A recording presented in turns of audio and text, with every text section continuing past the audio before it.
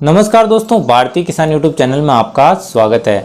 दोस्तों, आज के इस वीडियो में हम कपास की खेती की बुआई से लेकर अंत तक संपूर्ण वैज्ञानिक खेती के बारे में चर्चा करेंगे, जिसमें कपास की बुआई कैसे करनी है, बुआई से अंत तक खाद उर्वरकों की मात्रा व उनको देने का समय, बुआई से अंत तक सिंचाइयों की संख्या व सिंचाई कब कब करनी है, बम्पर पैदावार देने वाली बेस्ट हाइब्रिड और देसी किस्मों की जानकारी, खरपतवार नियंत्रण एवं बुआई से अंत तक प्रयुक्त होने वाली बेस्ट खरपतवार नाशक दवाइयों की जानकारी, बुआई से अंत तक लगने वाली सभी प्रकार की कीट बीमारियों की जानकारी और उनके बचाव की बेस्ट दवाइयाँ, बुआई से अंत तक कपास की फसल पर किस किस अवस्था पर कौन कौन सा एनपीके स्प्रे करना है, वह कपास की फसल की अन्य सभी प्रकार की समस्याएं जैसे फल फूलों का गिरना आदि संपूर्ण जानकारी के बारे में चर्चा करेंगे। यानी दोस्तों, कपास की फसल की बुआई से लेकर चुगाई तक यानी शुरू से लेकर अंत तक आने वाली सभी प्रकार की समस्याओं के निवारण के बारे में इस वीडियो में चर्चा करेंगे। यानी दोस्तों, यह कपास की खेती का एक कंप्लीट पैकेज होगा। तो चलिए दोस्तों, शुरू करते हैं। दोस्तों, कपास के बुआई के समय के बारे में बात करें तो 10 से 15 अप्रैल से लेकर 15 मई के बीच में बुआई का सबसे उपयुक्त समय है। हालांकि वर्षा ऋतु के शुरुआत तक भी किसान इसको बोते हैं, लेकिन बाद में खेत लेट खाली होता है तो बाद की जो रबी की फसलें यानी सर्दी की फसल में उसमें बुआई में देरी हो जाती है। दोस्तों, अगर बात करें कपास की फसल की बुआई की गहराई की तो इसको 4 से 5 सेमी गहरा बोना चाहिए। वही दोस्तों, कपास की फसल की दूरी के बारे में बात करें यानी पौधे से पौधे और लाइन से लाइन की दूरी के बारे में बात करें तो लाइन से लाइन की दूरी 4 फीट रखनी है। वहीं दोस्तों, पौधे से पौधे की दूरी के बारे में बात करें तो कम फैलने वाली किस्मों में 1.5 फीट, मध्यम फैलने वाली किस्मों में 2 फीट और ज्यादा फैलने वाली, ज्यादा पानी चाहने वाली और लंबी अवधि वाली किस्मों में 3 फीट रखनी है। वहीं दोस्तों, बीज दर के बारे में बात करें तो अलग अलग दूरी पर बोने पर बीज दर में भी फर्क आता है। नॉर्मल बीज दर 2 पैकेट यानी 900 ग्राम प्रति एकड़ के हिसाब से है।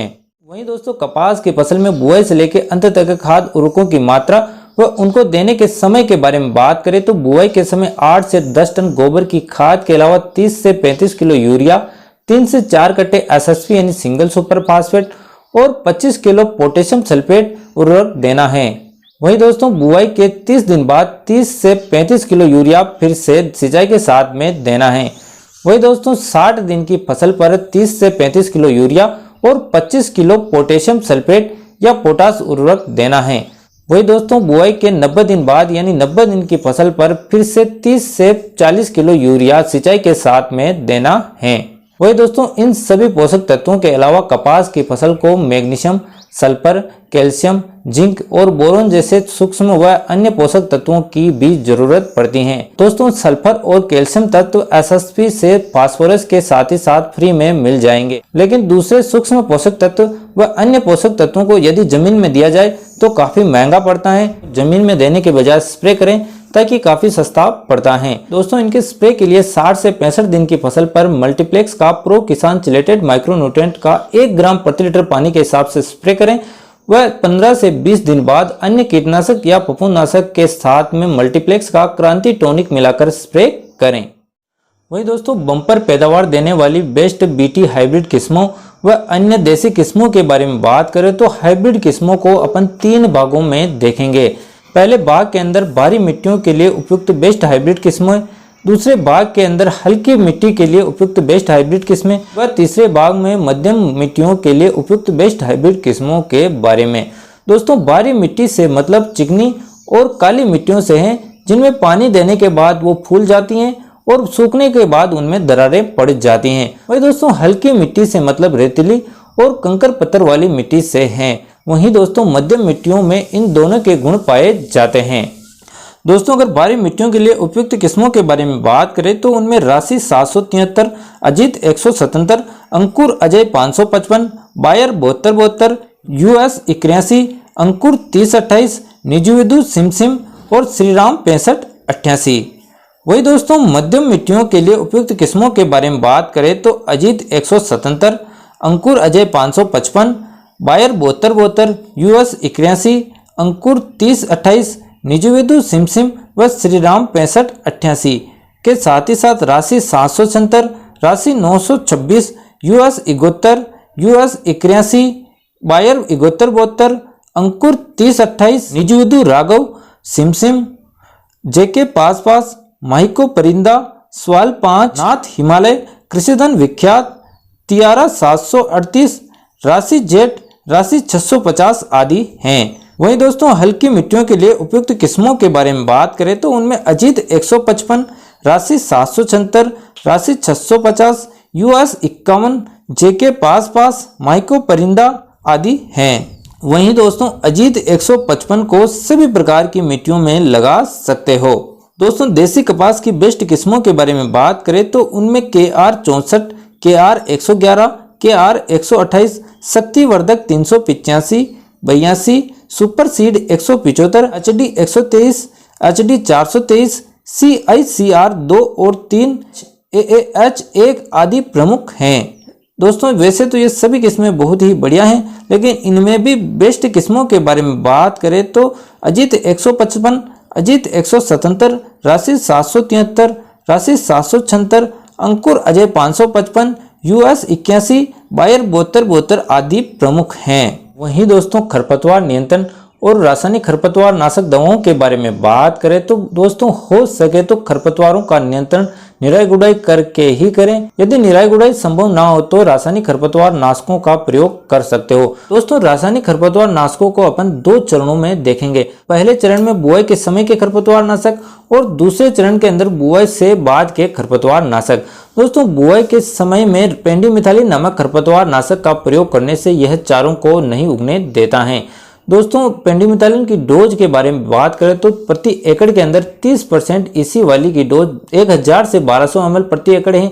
वहीं दोस्तों 38.7% CS वाली की डोज 750 ml प्रति एकड़ के हिसाब से है। दोस्तों इसका प्रयोग जमीन के अंदर कपास के बीज रखने के बाद में मेड़ क्यारियां बना लेवें और बाद में पानी चलाने से पहले इसका स्प्रे कर देवें व ऊपर से पानी चला देवें, जिससे यह खरपतवारों यानी चारों को नहीं उगने देगी। वही दोस्तों बुआई के बाद के खरपतवार नाशकों के बारे में बात करें तो इनको भी अपन 2 भागों में बांटेंगे। पहले प्रकार के जो केवल संकड़ी पत्ती के चारों को नष्ट करते हैं यानी सांवा और घासों वगैरह को, और दूसरे प्रकार के जो संकड़ी और चौड़ी पत्ती के दोनों ही प्रकार के खरपतवारों यानी चारों को नष्ट करते हैं। तो दोस्तों पहले प्रकार के खरपतवार नाशकों यानी केवल संकड़ी पत्ती के चारों को नष्ट करने वाले खरपतवार नाशकों के बारे में बात करें तो इनमें क्यूजलोफोब इथाइल 5% इसी जो मार्केट के अंदर इफ्को का रियूसई और दानुका का टर्गा सुपर आदि नामों से आता है। वहीं दोस्तों फिनोक्साप्रोप पी इथाइल 9.3% जो मार्केट के अंदर बायर का वीप सुपर व कई अन्य नामों से आता है। वह दोस्तों तीसरे प्रकार का खरपतवार नाशक है सिजेंटा का फ्यूजिलेट। दोस्तों संकड़ी पत्ती के चारों को नष्ट करने के लिए इन तीनों में से किसी एक प्रकार की दवा का 400 ml प्रति एकड़ या 40 ml प्रति पंप के हिसाब से स्प्रे करें, जो सभी प्रकार की घासों को नष्ट कर देंगे। वहीं दोस्तों बुआई के बाद में संकड़ी व चौड़ी पत्ती के सभी प्रकार के चारों को नष्ट करने की खरपतवार नाशक दवा के बारे में बात करें तो इसके लिए गोदरेज का हिटविड मैक्स नामक नया एक खरपतवार नाशक आया है, जिसे 450 ml प्रति एकड़ या 45 ml प्रति पंप के हिसाब से स्प्रे करने पर सभी प्रकार के चारे नष्ट हो जाएंगे। वहीं दोस्तों कपास की फसल में बुआई से अंत तक सिंचाइयों की संख्या व सिंचाई करने के समय के बारे में बात करें तो यदि बारिश ना हो तो 20 से 25 दिन के अंतराल में सिंचाई कर देनी चाहिए, लेकिन प्रचंड गर्मी के अंदर इस अंतराल को थोड़ा कम कर देवें। वहीं दोस्तों कपास की फसल में कुछ ऐसी अवस्थाएं भी होती हैं जिन पर यदि सिंचाई न की जाए तो उपज में बहुत ही भारी नुकसान होता है। ऐसी 4 अवस्थाएं होती हैं। इन अवस्थाओं के बारे में बात करें तो पहली शाखाएं निकलते समय यानी 40 से 45 दिन की फसल पर, दूसरी फूल व डिंडू बनने की अवस्था यानी 75 से 85 दिन की अवस्था, तीसरी अधिकतम डिंडू बनने की अवस्था जो 95 से 105 दिन के बाद आती हैं। वहीं दोस्तों चौथी डिंडू के विकास की अवस्था यानी डिंडू का आकार में बढ़ने की अवस्था व डिंडू खुलने की अवस्था जो कि 115 से 125 दिन के बाद आती हैं। इन चारों पर सिंचाई अवश्य करें। वहीं दोस्तों कपास की फसल में बुआई से अंत तक लगने वाली कीट बीमारियों के बारे में बात करें तो कीटों की लिस्ट में पहले प्रकार के कीट हैं हरे, काले, पीले रस चूसक कीट यानी एफिड, जेसिड, थ्रिप्स और लीफ होपर। ये 55 से 60 दिन की फसल में ज्यादातर लगते हैं। इनके नियंत्रण के लिए प्रति 15 लीटर वाले पंप के अंदर 10 ml imidacloprid 17.8 SL, 10 ml Syngenta Alika या 8 ग्राम थाइमेथोक्साम 25% WG या 75 ml एजाडिरेक्टिन 1500 ppm आदि में से किसी एक का स्प्रे करें। वहीं दोस्तों 55 से 60 दिन से बड़ी फसल के अंदर रस चूसक कीटों के अंदर इन सभी रस चूसक कीटों के अलावा एक सफेद मक्खी यानी सफेद रंग के मच्छर लगते हैं, जो कि कपास की फसल में बहुत ही अत्यंत हानिकारक हैं। इनसे पत्तियां मुड़ जाती हैं। दोस्तों कपास में सफेद मक्खी व अन्य सभी प्रकार के रस चूसक कीटों के नियंत्रण के लिए 55 से 60 दिन से बड़ी फसल के अंदर निम्न में से किसी एक दवा का स्प्रे करें, जिनमें प्रति 15 लीटर वाले पंप के अंदर 10 ml इमिडाक्लोप्रिड 17.8 SL के साथ में 10 ग्राम एसिटामिप्रिड 20% SP। दूसरे प्रकार का कीटनाशक है 25 ग्राम डाइफेंथ्यूरॉन 50% WP। वहीं दोस्तों तीसरे प्रकार का कीटनाशक है 6 ग्राम UPL का उलाला, इंडोफिल का टोकन या PI का ओसिन या इफ्को का सेनपई। दोस्तों इन सभी प्रकार के रस चूसक कीटों के लिए इन सभी में से किसी एक दवा का स्प्रे करें। वहीं दोस्तों कपास की फसल में तीसरे प्रकार का जो रस चूसक कीट है वो है मिलीबग, जो कि इस प्रकार का सफेद रंग का रुई नुमा होता है, जो पत्तियों व पौधे का रस चूसकर उसकी वृद्धि को रोक देता है। इसके नियंत्रण के लिए प्रति लीटर पानी के अंदर 2 से 2.5 ml प्रोफेनोफोस 50% इसी या 4 से 5 ml एजाडिरेक्टिन 1500 ppm दोनों में से किसी एक का स्प्रे करें।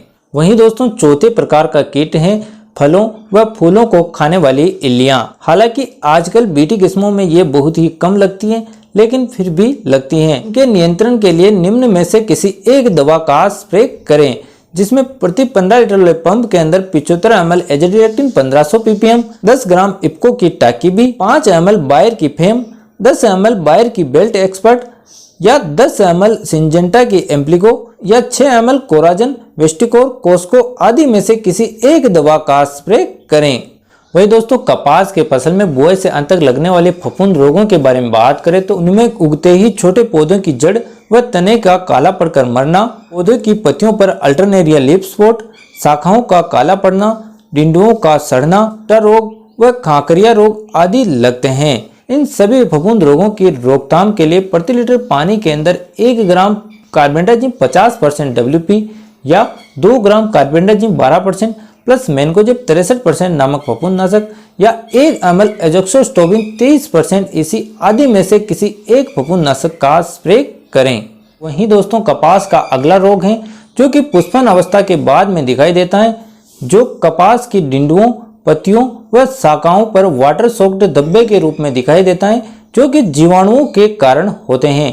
इनके नियंत्रण के लिए कपास में पुष्पन अवस्था के बाद में किए जाने वाले सभी प्रकार के स्प्रे के साथ में प्रति 15 लीटर पानी के हिसाब से 2 ग्राम स्ट्रेप्टोसाइक्लिन या 30 से 40 ml कासुगामाइसिन 3% एल दोनों में से किसी एक का स्प्रे करें। दोस्तों इस लिस्ट में अपना अगला रोग है कपास का पैराविल्ट, जो कि ज्यादा बारिश होने के बाद में जब भी बारिश रुकती है तो बारिश रुकने के बाद में कपास के पौधे कुछ मुरझाए हुए दिखाई देते हैं। इसके नियंत्रण के लिए 3 ग्राम प्रति लीटर पानी के हिसाब से कॉपर ऑक्सीक्लोराइड 50% WP का घोल बनाकर एक गिलास जड़ों के अंदर पानी की ड्रिंचिंग करें। दोस्तों इस लिस्ट में अपना अगला रोग है कपास का लाल पत्ती रोग, जो कि मैग्नीशियम और नाइट्रोजन तत्व की कमी के कारण होता है। इसके नियंत्रण के लिए चिलेटेड मैग्नीशियम के साथ में NPK 19-19-19 मिलाकर स्प्रे करें। वही दोस्तों कपास की फसल में बुआई से अंत तक NPK स्प्रे के बारे में बात करें तो यानी घुलनशील NPK स्प्रे के बारे में बात करें तो 30 दिन से लेकर 75 दिन की फसल के बीच में NPK 19-19-19, NPK 18-18-18 या NPK 20-20-20 आदि में से किसी एक का स्प्रे करें या इनको फेर बदल कर स्प्रे करें। वहीं दोस्तों 75 से 90 दिन की फसल पर NPK 13-0-45 का स्प्रे करें। वहीं दोस्तों 90 दिन से लेकर 110 दिन की फसल पर NPK 0-52-34 का स्प्रे करें। वहीं दोस्तों 110 दिन से बड़ी फसल पर NPK 0-0-50 का स्प्रे करें। दोस्तों इन सभी NPK को आप कीटनाशक वगैरह के साथ में मिला सकते हो और सभी NPK की डोज 5 से 6 ग्राम प्रति लीटर पानी के हिसाब से रखनी है। इन सभी बातों के अलावा दोस्तों कुछ अन्य महत्वपूर्ण बातों के बारे में बात करें जिनका ध्यान रखना बहुत ही जरूरी है, तो उसमें पहला कपास के फूलों व फलों को गिरने से बचाने के लिए बायर के प्लानोफिक्स का 2 बार स्प्रे करें, जिसमें पहला स्प्रे शुरुआती पुष्पन अवस्था पर करें और दूसरा स्प्रे पहले स्प्रे के 15 से 20 दिन बाद करें। इसके अलावा दोस्तों हो सके तो ड्रिप इरिगेशन को ही अपनाएं। ड्रिप इरिगेशन से 70% जल की बचत होती है, साथ ही साथ 10 से 25% उपज में बढ़ोतरी होती है। इसके साथ ही साथ दोस्तों एनपीके व खाद उर्वरकों को आप ड्रिप से डायरेक्ट जड़ में दे सकते हो।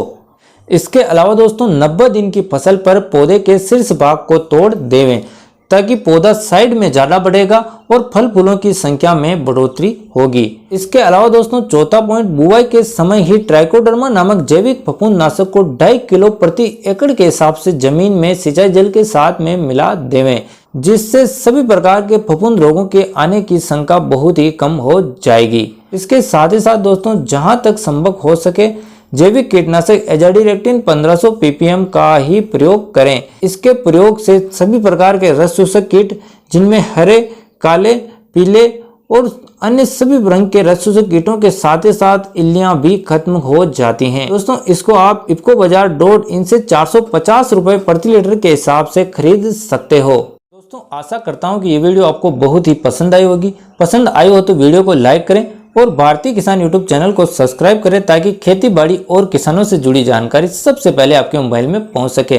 वीडियो देखने के लिए आपका बहुत बहुत धन्यवाद।